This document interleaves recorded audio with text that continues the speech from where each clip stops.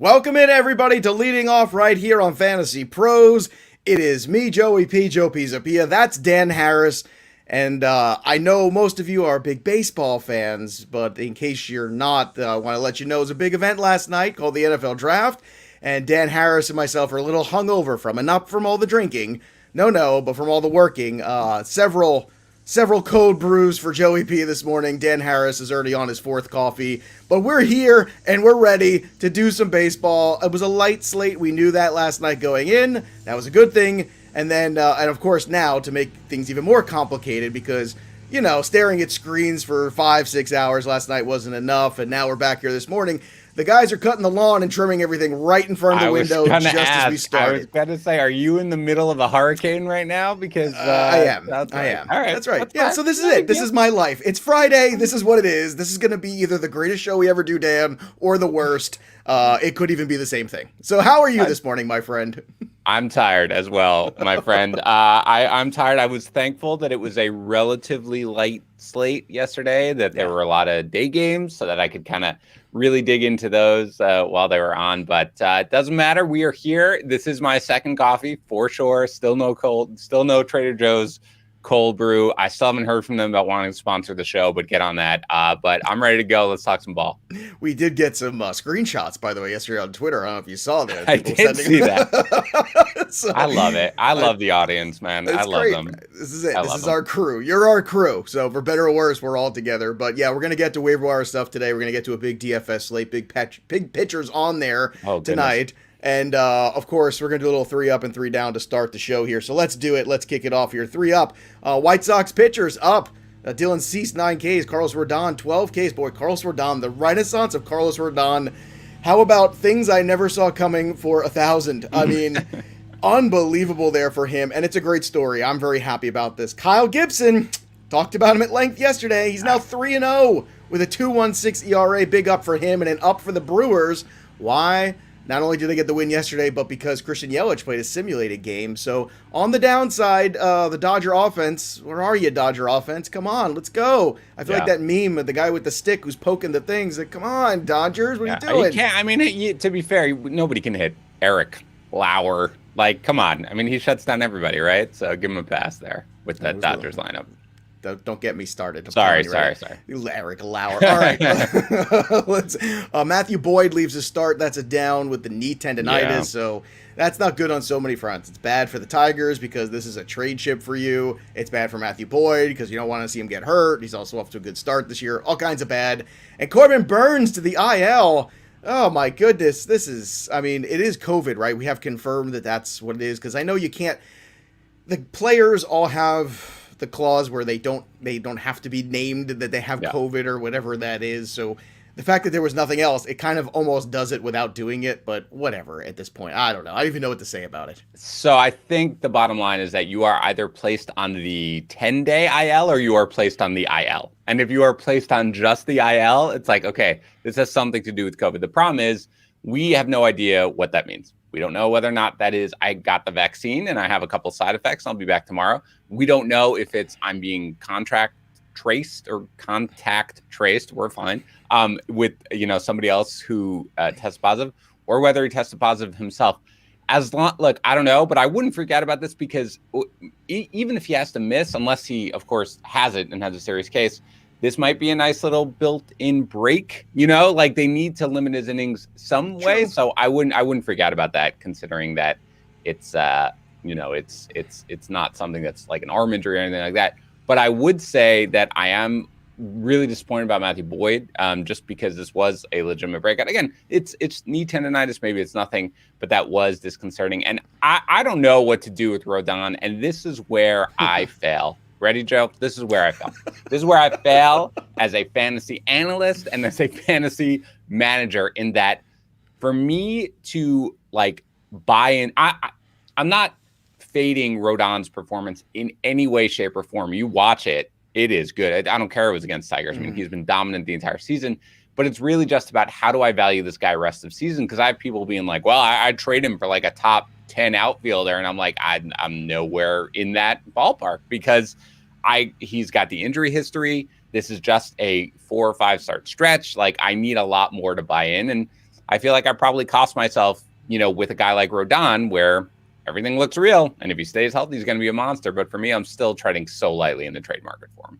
I can understand. I think what you do is if you have Rodon, you just ride the wave. Sometimes you got to ride the wave because, like Dan's saying, you just don't have enough capital built up in this asset to really turn it into something else. And for those people who are worried because they have Rodon and they're waiting for the shoe to drop, just remember he was a dominant pitcher in college. I mean, as dominant as they come, he was arguably the number 1 overall pick that year.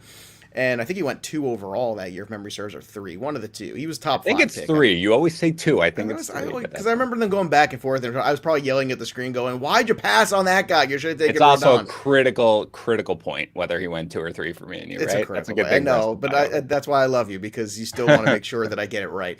I think that what you do is you just ride the wave. For better or worse, you've done well. Yeah, and so much better than a lot of other people did in the starting pitching market. So if you added him or drafted him late, it's just good. Just enjoy it. Just enjoy nice things. And I'm also, by the way, I'm totally in on Kyle Gibson. Not at a Rodon level at all, but as a guy who I'm like, okay, I roster Kyle Gibson in a deep league. I think I have a guy who I am leaving in my lineup at this point. I mean, again, I believe it was the cutter that he added, whatever it was. I forget off the top of my head. I'm on an hour of sleep. But he throws so many different pitches. He is commanding them well. I love what I'm seeing from the guy. So don't run out and trade for him and be like, ooh, I want to blah, blah, blah. But a deeper league, a guy who's like, this is my 6th starter. I'm throwing in there. Totally in on the fact that this is what he's going to be the rest of the year. It's starting to feel a little like Rick Porcello-y, kind of where it just came out of nowhere. Like Sure. A guy who was very hittable, didn't have a high strikeout rate, and all of a sudden put it together for a short period of time, and then it's probably going to vanish again at some point, just because that's. Well, this is what I'm saying. This is I think this is I think this is a guy who's going to hang around for this year and be really reliable for the rest of the year. Maybe I'm overstating it, but whatever. Again, don't run out and trade like anything of any remote significance for Kyle Gibson. But if you roster him, I'm like, I benched him in a deep league because it's Boston. As much as I haven't hit lately, that's a scary lineup, and he kind of got through them with ease, so I'm okay with him. Shane McClanahan for the Rays went 4 innings, 5 Ks, 15 swings and misses on 59 pitches. By the way, don't confuse him with Rue McClanahan of the Golden Girls. But a lot of people already starting to roster him. I saw on CBS, you saw this thing shoot up there about Shane McClanahan. Yep. Mm-hmm. So are you going to be rostering the Southern Belle this weekend or no? Probably not. Not performance-wise. I mean, man, he throws really hard. He's got that huge slider. I like his talent. It's the Rays, man. I don't feel confident at all that he's going to be in there. But look, as a short-term guy, sure, I'd add him. But I would not at all be confident that I'm going to get a lot of him rest of season because the Rays are going to Ray, man. So the Rays are going to Ray. Really for me. The Dodgers are going to Dodger. Azolay went 6 innings against the Braves, 6 Ks for him. So good outing for him, and a clean save from Kendall Graveman for the Mariners. So that's. I think he's the guy now. By the way, I feel like we all did this thing where we ran out to pick up Graveman. I was talking about it with Mason on his podcast. We were like, oh man, we've got it. And then they went back to Montero. I don't understand why they would go back to Montero at this point. I didn't get Montero's ranking going into the season. I was not a big fan of. I was like, I don't understand why we do this thing where we just do the lazy analysis of it. Not us per se, but I think the collective where you look at it and go, well, I guess that's the guy, so let's all just go in and push our chips in. The worst thing you could do is push your chips on the guys that like appear to be safe, but deep down that they're probably not the guy. By the way, we'll talk about this next year, Joe, when we get into sort of draft season, stuff like that. Oh, guys, I'm getting renewed. Everyone, I'm coming back next year. Oh, that's true. Great? I'll talk about it with my new co-host. Nope, you've already said it. I'm already here next year, everybody. It's an error on me. Let's go. Error on Dan. But anyway, Aaron Rodgers ain't got no extension on me, folks. Oh boy. So when we get into draft season, if you try out these like deep draft and holds, like a 50-round draft and holds, it's a lot of fun on NFBC. Like my strategy for those coming in has very much been like try to get one closer that you feel confident about. By the way, my guy there was Amir Garrett, just to be clear. But then draft a lot of these guys who are the clear number 2s to situations that you don't feel confident of. So in leagues like that, I have so much of Kendall Graveman. I have so much of Josh Stallman because those were situations where I felt like even if they don't start the year, there's a really strong chance that they are going to take over. And maybe that should just be our relief strategy generally. Maybe we'll even in 12-team leagues. But guys like that, especially in deeper leagues, forget drafting the established closers. Draft a lot of guys like that because pretty soon we're in the end of April right now, and you've got a couple of new closers already. That's right. Next time we see you, it's going to be May. Andrew Vaughn, signs of life. 3 for 4, 2 doubles. That's good. 9 for 22, starting to heat up a little bit. And this is why we kept saying just hold, just wait, because one or two things were going to happen. He was either going to get sent down here if he didn't start to show signs of life when the minor league season started, so he could get everyday at-bats, or eventually Yerman, Mercedes, and whoever else you want to worry about taking at-bats from him eventually going to fade into the background. So here we go. Just settle in there, relax, take a deep breath, and press on. Marcell Ozuna homer for a second straight game. He is a streaky player.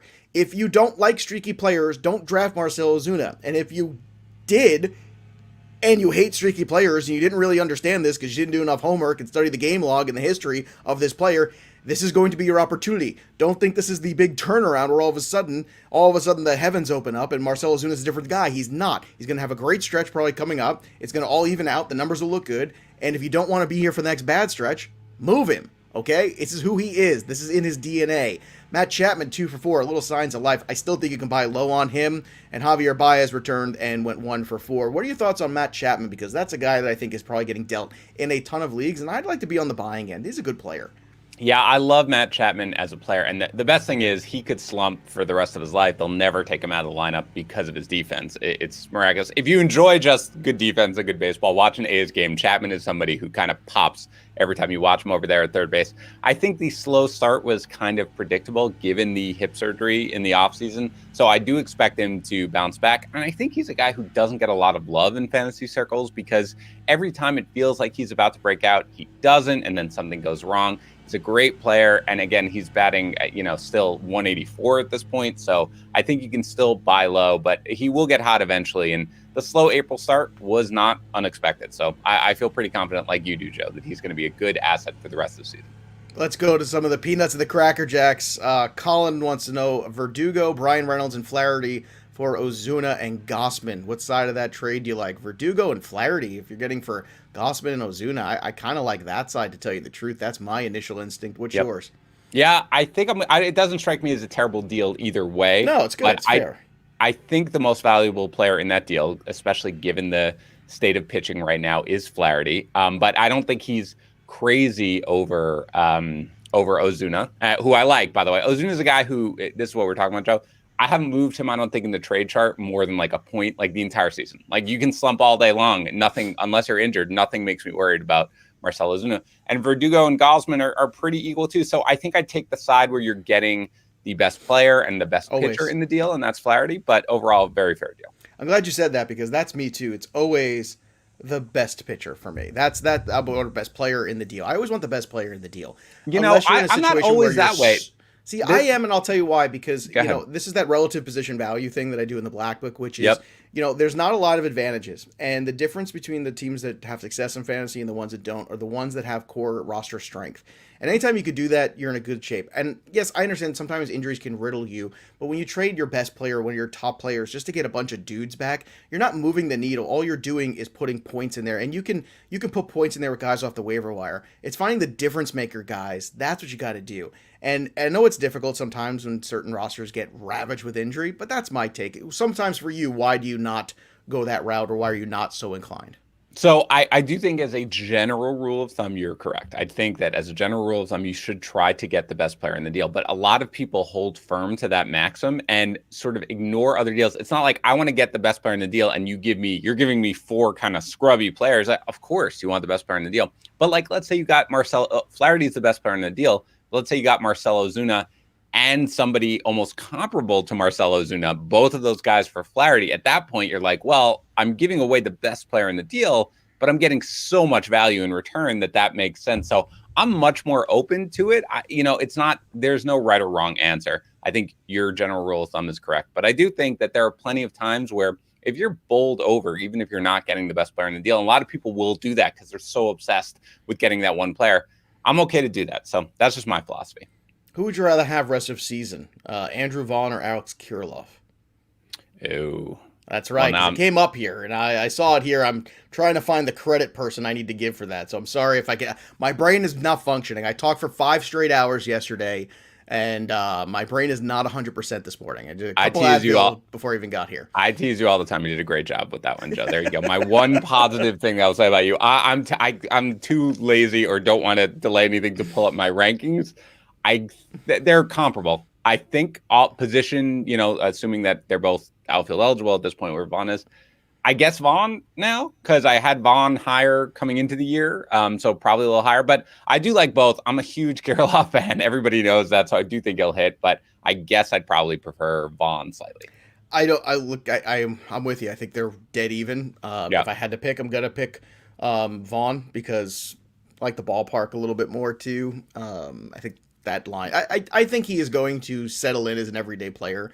Whereas if and when Sano comes back healthy, I don't know what that mix of guys is, and I don't like the mixes. And I don't understand right now. People could look and say, well, how about this first month of Vaughn? It's been all over the map. Okay, that's fair. But He's a young player, and look, he's hitting now. Let's not live in the past. Live in the now. That's what I want to do. Also, Fernando wants to know, Lux, if he has been dropped, do you add him? I mean, the short answer is it always depends at the expense of whom. But yeah, I would like to have Gavin Lux on my roster if he's available. My guess is I probably have somebody worse than him. I mean, Chris Taylor is playing great right now. I don't know what the Dodgers are going to do other than, as we said, they're going to Dodgers. So we'll see about it. But I think Lux's potential is something that I would like to add, especially if I'm okay in my starting roster. I'd rather have the upside, and Lux has a ton of upside. So I would try to add him if he's available, so long as I'm not cutting anybody of real significance. All right, let's talk about who we're picking up this weekend, Dan. I know everyone wants to know some of the names. Look, for me, it's TJ Antone. I want to have him on my roster. I just do. I want him in there. I think he's been the most dominant guy out of there. And whether he ends up becoming the closer, doesn't become the closer, I don't care. Right now, I just want to speculate. Again, I want to be I don't want to be reactionary. I want to be ahead of things. And Tyler Rogers, I think I want to add him too if I can, if he's still floating out there too. Just kind of adding little pieces. It's not a great week for waiver wire. I thought last weekend was very good. We had a lot of names. This week kind of is like, bleh, I feel like. Well, how about you? I didn't even want to talk about waivers this week. Well, we terrible. have to. It's a people bad have week. Expectations of us. Well, too bad, people. We do what we want. It's a bad week. Like I'm looking in my own leagues, and by the way, you can call it a shameless plug. But again, my playbook feature. I have. It's so good. I have 9 leagues. Okay, so it's got a multi-league assistant where you can basically look at all your leagues in once. And every time what I do, because I play on all different platforms, right? So there are some where I feel like it's kind of easier to see who's available, right? You can look at roster trends on something, being like, oh, who's being added. There are some like NFBC where there are only transactions on Sunday. That doesn't really help you. What you can do with this, and what I do every single week, is I sort of it. My playbook will tell you who's available in each one of your leagues, which you can check. And a lot of times, if I need closers, I can sort by rest of season projections, which are updated like every other day for saves or something like that. I love your pickup, by the way, of Antone. I think that's great. That's exactly what you do. Do it now. As you said, don't be reactionary. Do it immediately. Yeah. For me, look, there are a couple of pitchers who I either have 2 start weeks or have decent matchups. Like, look, I am going to Junis. He has finally the 2 start week. He pitched well against the Pirates this week. I kind of like what I've seen from Junis. Obviously, Gibson is still available in a lot of leagues, so I do like him. Domingo Germán, again, still available in a lot of leagues because he didn't dominate the first start. Look good. I think those guys are kind of guys who you can maybe not Junis, but you can probably roll with rest of season. I wouldn't mind Nick Pivetta still walking too many guys, but again, it's a pretty good 2-start week. And you say Kikuchi, he only has 1 start, but he does get Baltimore. That's always somebody I'm going to pick on coming off a really, really nice start of 7 shutout innings. For hitters, I've got nothing. And I hate to say that, but like, no, it's true. No sleeper hitters, nobody who I'm out there who I'm like, ooh, this guy's sort of got the shot. Again, Jed Lowry, if he's still out there, go for it. But other than that, I don't know, man. This is kind of a bare week there for the hitter market. To answer your question there, Zeb Perry, yeah, I would stash Jarren Duran. I would stash him now, again, because you get him for $1. You're going to float him underneath. Just do it. Just do it. Just add some of these guys. If you have the luxury that your team is healthy and things are going well, and you could just add somebody for $1 and wait a couple weeks and see what's going on, yeah, why not? Why wouldn't you do that? At the very worst, they become trade chips. And that's actually what I wrote about last week on Fantasy Pros, which is, hey, you can add Kirilloff and you can add Gore, and these are the trendy picks, but you know what? You can add them and then immediately try to deal them and package them if you get them. Because sometimes the the expectation and the possibility outweighs the actual return value in a redraft league many times with young players, especially in the short term, because you just don't know how guys are going to go. I think this is a week to sit on your fab budget. I really don't think this is a week to spend very much.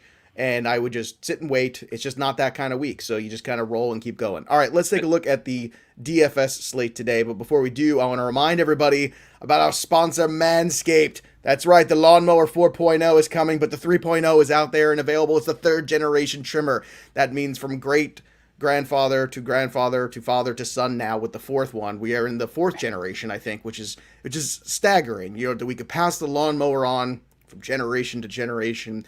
It's a generational tool, and I've been called that as well in my career. It's got advanced skin-safe technology developed by Manscaped. It's got the LED light. It's got 7,000 glorious RPMs of quiet stroke technology. It's waterproof. It's got a light on it, so if you go camping, you can walk around and make sure you're not lost and still make sure that you trim all your chest and back hair at the same time. So, thanks to our friends at Manscaped, go out there and get your Lawnmower 3.0 and all the great stuff they've got there, Manscaped. Use the code LEADINGOFF. Again, that code is LEADINGOFF, and you get 20% off plus free shipping. That's right. So 20% off and free shipping can be yours at manscaped.com with the code LEADINGOFF. And this is the last day, by the way, too, for that Ronald Acuna jersey. So get in there. I don't know what the next one is. Dan probably knows. It's a giant secret. I do. I'm not going to tell you. Okay? I won't tell you until Monday. Don't you dare. Let's give away one jersey before we talk about the next one. Thanks to our friends at pristineauction.com. Go out there. All you have to do is go to fantasypros.com/MLB contest. Again, fantasypros.com/MLB contest. What you do is you go to Apple Podcasts or CastBox, you put a review of the show, and we're trying to get to that 1,000 review mark anyway, so do something good. Once you have that, you screenshot it, you enter the contest at fantasypros.com/MLB contest. You fill out the form, bang, you're entered to win. And if you don't win Ronald Acuna, it's okay, because guess what? Next month, you're automatically entered for the next one. So look, you got 5 more months here, basically, or 4 more months of glorious baseball giveaways we're going to do here for you. So get involved with it now. Let's get involved with some DFS tonight. It's the big boys on the slate. You got Cole, you got Bieber. I mean, I kind of prefer Cole if I'm going to pay up against the Tigers, right? I mean, you just got to go that route, right? Yeah. I mean, I love Bieber. Like, I love Shane Bieber. But against the Tigers, yeah, I mean, we just saw what Dylan Cease and Carlos Rodon did to them yesterday. You got to go with Cole here. I mean, he's 12-2 on FanDuel at least. That's, for $200 more than Bieber going up against the White Sox. I will take that. Again, Darvish, he's a little bit of a discount, at least on FanDuel. Not a bad play either, but I'm starting with Cole. And then there's so many games that you can find the cheap bats here to make it work. Yeah, honestly, I think you just mix and match tonight. If you're looking particularly for any offenses, I mean, I think you just stick with the Yankees too, against Skubal, left-handed pitcher. And as I was looking at that Yankee lineup the other day, I was realizing, when you miss Voit so much, when you miss that lefty bat, they are a very right-handed order without him in it. And that's something that's kind of surprising because in the past, the Yankees really don't go that route. So I don't know. It's kind of an interesting thing. You look how right-handed the Yankee lineup can be sometimes. And, they're still missing Voit in there, and hopefully they get him back healthy at some point. So, when you're looking at the rest of the slate, the GPP arms, if you want to go around this, Freddie Peralta, John Means, and Yu Darvish, I actually think is a GPP arm tonight because I think Cole and Bieber are going to have a lot of action on them. And Darvish does have a tougher matchup, on paper because San Francisco's put up some runs. They also not a team that tends to strike out a ton typically. They kind of make a fair amount of contact. And that lineup is a little weaker though too because Yastrzemski's not in it right now. He's on the IL. They've made some moves there for Tauchman. They've done some things. So, I think that's another way you could go save a little bit from those guys at the top, save a grand, pocket it, get some more offense. And then the secondary arm tonight, I'm going to throw this out here too. Chris Flexen's pitched really well. I know this is a name where you're going to go, who, what? He's pitched really well. And he's at home for the Mariners. He's just 7.1 on DK. You're just looking for somebody who's not going to kill you tonight. I don't think Flexen's going to kill you tonight. If you have Cole and you funny, have Joe. In that game, that you go to Flexen, not Heaney then, who's even cheaper and is coming off a good start, has the strikeout, they're favored. You're still going to Flexen, huh?